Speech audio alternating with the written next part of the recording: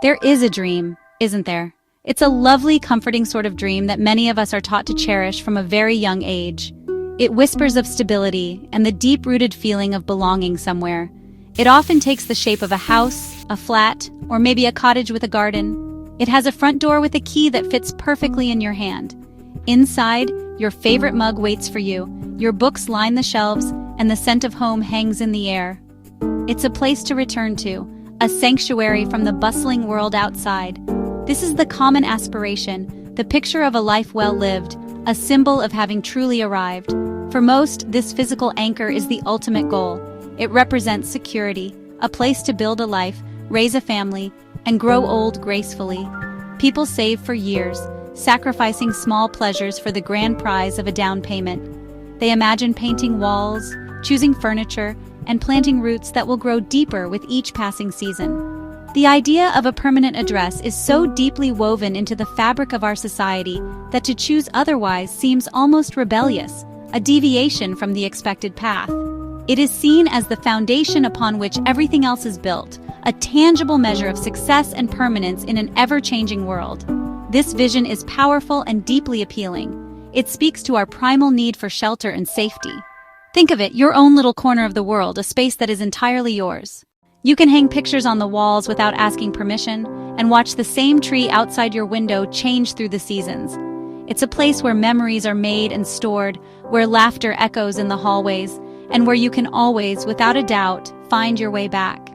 This dream of a fixed home promises a life of predictable comfort, a reliable backdrop against which the story of your life can gracefully unfold. But what if that dream isn't for everyone? What if the very idea of staying in one place feels less like a comfort and more like a cage, however gilded?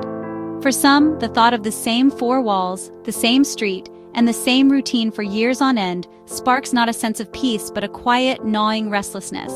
This is where our story begins, with a young woman named Arya.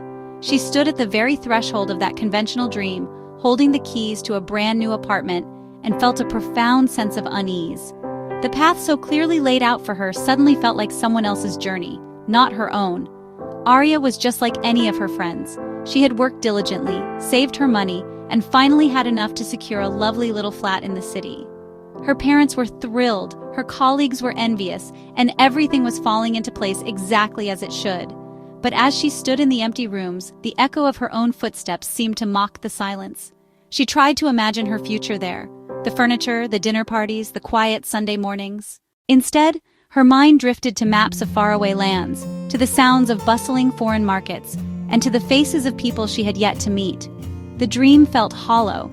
The decision was not made in a single dramatic moment. It was a slow, dawning realization that grew stronger with each passing day. Arya started to see her savings not as a deposit on a property, but as a ticket to the world.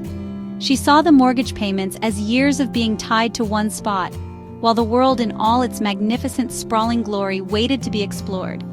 She realized that the experiences she craved, learning a new language, hiking a mountain at sunrise, sharing a meal with strangers, could not be contained within the walls of an apartment. She wanted her life to be a collection of stories, not a collection of things.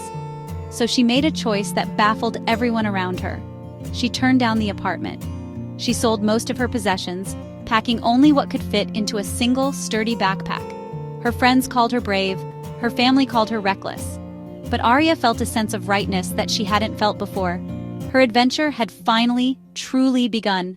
Life for Arya took on a completely different rhythm. Her days were no longer dictated by the 9-to-5 grind or the weekend errands. Instead, each morning was a blank page. She might wake up in a bustling city hostel, the air filled with a dozen different languages. She'd spend the day wandering through ancient alleyways or visiting museums. She learned to navigate chaotic public transport systems, haggle for fruit in vibrant local markets, and find beauty in the most unexpected corners.